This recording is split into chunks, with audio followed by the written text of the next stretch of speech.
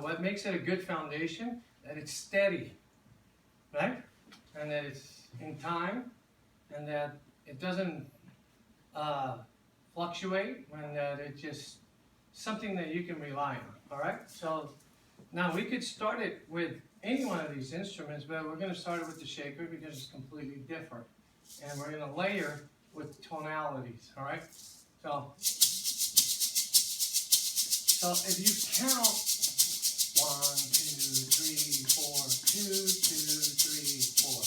Okay? So I'm just going to do a 2-bar pattern. So it'll just go like this. 1, 2, 3, 4, 2, 2, 3, 4. Repeat.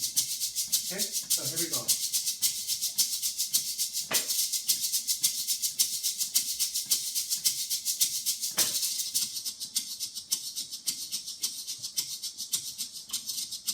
Okay?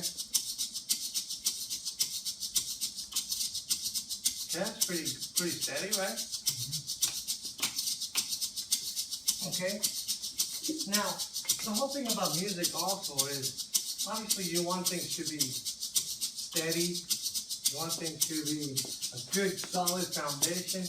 At the same time, you don't want it to show like it's completely such a, steady thing all the time, robotic. And that's where a musician, that's actually one of the things you practice the most. Practice all this perfection, and then to show that you're basically not, you're just ad-libbing, but at the same time you're not, Okay, so just for us right now,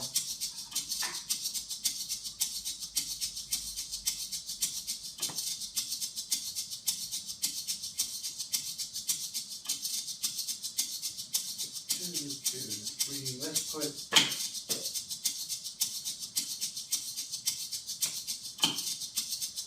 okay, so there's our starting point.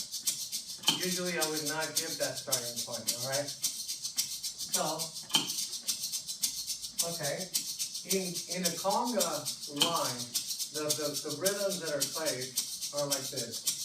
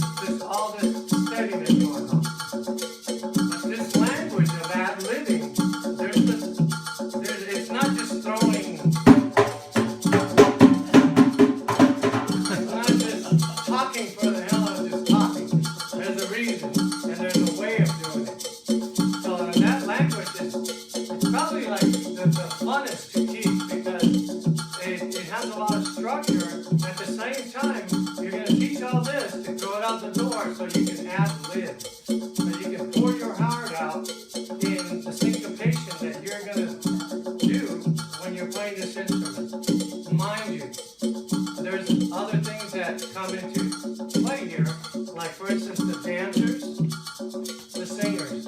When there's dancers, like my fiance dancing in front of you, and you're playing off of her, she's actually moving and asking you for something, and you better give her something good, or else she's gonna look at you and go, you know. But the cool thing is that every child will get turns taking this instrument on, and everybody has a different way of speaking. And it's the coolest thing when you get the whole thing moving. So anyway.